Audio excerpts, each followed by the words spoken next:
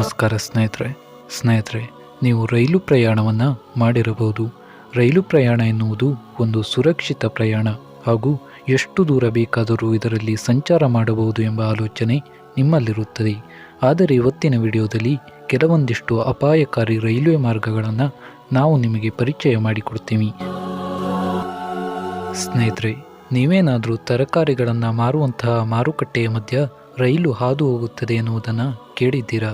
ಇದನ್ನು ಕೇಳಲಿಕ್ಕೆ ವಿಚಿತ್ರವಾಗಿದ್ದರೂ ಇದು ಸತ್ಯವೇ. ಥೈಲ್ಯಾಂಡ್ನ ಮೆಕಲಾಮ್ ರೈಲ್ವೆ ಸ್ಟೇಷನ್ನ ಸ್ವಲ್ಪ ದೂರದಲ್ಲಿ ಈ ರೈಲ್ವೆ ಟ್ರ್ಯಾಕ್ ಕಂಡುಬರುತ್ತದೆ. ಮಾರುಕಟ್ಟೆಯ ಮಧ್ಯದಲ್ಲಿಯೇ ಈ ರೈಲ್ವೆ ಟ್ರ್ಯಾಕ್ ಇರುವ ಕಾರಣ ರೈಲು ಮಾರುಕಟ್ಟೆಯ ಮಧ್ಯದಿಂದಲೇ ಹಾದು ಹೋಗುತ್ತದೆ.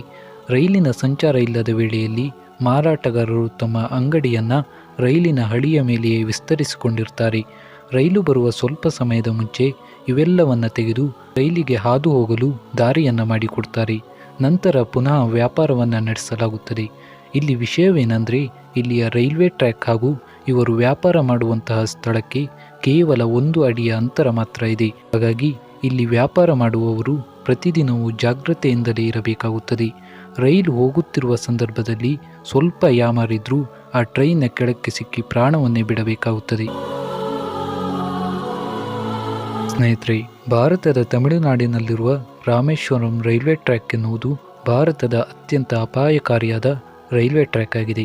ಈ ಟ್ರ್ಯಾಕನ್ನು ಸಮುದ್ರದ ಮೇಲೆಯೇ ನಿರ್ಮಿಸಲಾಗಿದೆ. 1911ರಲ್ಲಿ ಈ ಬ್ರಿಡ್ಜ್ನ ನಿರ್ಮಾಣವನ್ನು ಪ್ರಾರಂಭಿಸಿ 1914ರಲ್ಲಿ ಪೂರ್ಣಗೊಳಿಸಲಾಗುತ್ತದೆ. ಸುಮಾರು 2 ಕಿಲೋಮೀಟರ್ನಷ್ಟು ಉದ್ದವಿರುವ ಈ ಬ್ರಿಡ್ಜ್ ತಮಿಳುನಾಡಿನ ರಾಮೇಶ್ವರಮನ್ನು ಪಂಬನ್ ದ್ವೀಪದೊಂದಿಗೆ ಸೇರಿಸುತ್ತದೆ. ಈ ಟ್ರೈನಲ್ಲಿ ಪ್ರಯಾಣಿಸುವಂತಹ ಪ್ರಯಾಣಿಕರಿಗೆ ಟ್ರೈನ ಹೊರಗಡೆ ನೋಡಿದಾಗ ಸುತ್ತಲೂ ವಿಶಾಲವಾದ ಸಮುದ್ರ ಮಾತ್ರ ಕಾಣಿಸುತ್ತದೆ. ಅಷ್ಟೇ ಅಲ್ಲದೆ ಕೆಲವೊಮ್ಮೆ ಸಮುದ್ರದಿಂದ ಬರುವ ದೊಡ್ಡ ದೊಡ್ಡ ಅಲೆಗಳು ಎಲ್ಲಿ ಈ ಟ್ರೈನನ್ನು ಕೊಚ್ಚಿಕೊಂಡು ಹೋಗುತ್ತದೆಯೋ ಎಂಬ ಭಯವನ್ನು ಕೂಡ ಹುಟ್ಟಿಸುತ್ತದೆ.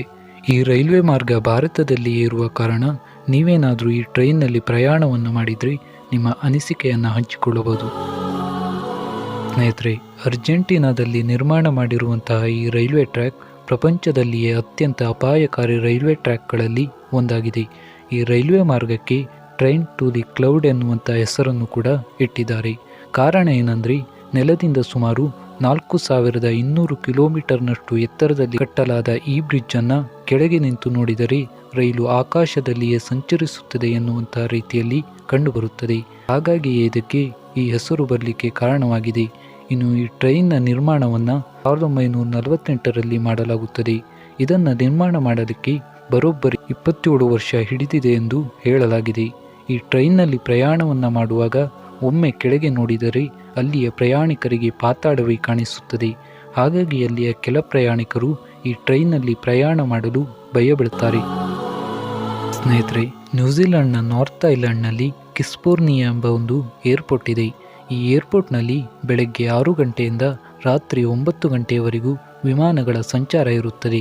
ಅಷ್ಟಕ್ಕೂ ರೈಲ್ವೆಯ ಬಗ್ಗೆ ಮಾತನಾಡಿ ಈಗ ಏರ್ಪೋರ್ಟ್ನ ಬಗ್ಗೆ ಯಾಕೆ ಮಾತಾಡ್ತಿದ್ದಾರೆ ಎಂಬ ಪ್ರಶ್ನೆ ನಿಮ್ಮಲ್ಲಿ ಹುಟ್ಟಬಹುದು. ಇಲ್ಲಿ ಏರ್ಪೋರ್ಟ್ಗೂ ಹಾಗೂ ರೈಲ್ವೆಗೂ ಒಂದು ರೀತಿಯ ಸಂಬಂಧ ಇದೆ.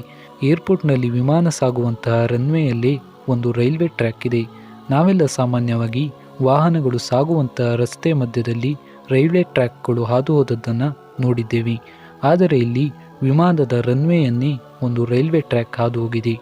ಈ ಟ್ರ್ಯಾಕ್ನಲ್ಲಿ ರೈಲು ಸಂಚರಿಸುವಾಗ ಏರ್ಪೋರ್ಟ್ನಲ್ಲಿ ವಿಮಾನದ ಸಂಚಾರವನ್ನು ಸ್ವಲ್ಪ ಸಮಯಗಳ ಕಾಲ ನಿಲ್ಲಿಸಲಾಗುತ್ತದೆ. ಇದಕ್ಕಾಗಿಯೇ ಇಲ್ಲಿ ಹಲವು ಸಿಬ್ಬಂದಿಗಳು ಕೆಲಸವನ್ನು ಮಾಡ್ತಾರೆ. ರೈಲು ಬರುವ ಸಂದರ್ಭದಲ್ಲಿ ಏನಾದರೂ ವಿಮಾನಕ್ಕೆ ಸಿಗ್ನಲನ್ನು ಕೊಟ್ಟರೆ ಇವೆರಡು ಡಿಕ್ಕಿಯಾಗಿ ಸ್ಫೋಟಗೊಳ್ಳುವಂತಹ ಸಾಧ್ಯತೆ ಇಲ್ಲಿ ಕಾಣಿಸುತ್ತದೆ. ಹಾಗಾಗಿಯೇ ಇಲ್ಲಿಯ ವರ್ಕರ್ಸ್ಗಳು ಜಾಗರೂಕತೆಯಿಂದ ಇವೆಲ್ಲವನ್ನು ನೋಡಿಕೊಳ್ತಾರೆ. ಸ್ನೇಹಿತರೆ, ಇನ್ನಷ್ಟು ಅಪಾಯಕಾರಿ ರೈಲ್ವೆ ಟ್ರ್ಯಾಕ್ಗಳ ಬಗ್ಗೆ ಮುಂದಿನ ವಿಡಿಯೋದಲ್ಲಿ ತಿಳಿಸ್ಕೊಡ್ತೀವಿ ಅಂತ ಹೇಳ್ತಾ, ನೀವೇನಾದರೂ ನಮ್ಮ ಚಾನಲ್ಗೆ ಸಬ್ಸ್ಕ್ರೈಬ್ ಆಗಿಲ್ಲ ಅಂತಾದರೆ ಈಗಲೇ ಸಬ್ಸ್ಕ್ರೈಬ್ ಮಾಡ್ಕೊಳ್ಳಿ. ಹಾಗೆಯೇ ವಿಡಿಯೋ ಇಷ್ಟ ಆದರೆ ವಿಡಿಯೋಗೆ ಒಂದು ಲೈಕನ್ನು ಮಾಡಿ ಅಂತ ಹೇಳ್ತಾ ಇವತ್ತಿನ ಕಥೆಯನ್ನು ಮುಗಿಸ್ತಾ ಇದ್ದೀನಿ. ಧನ್ಯವಾದಗಳು.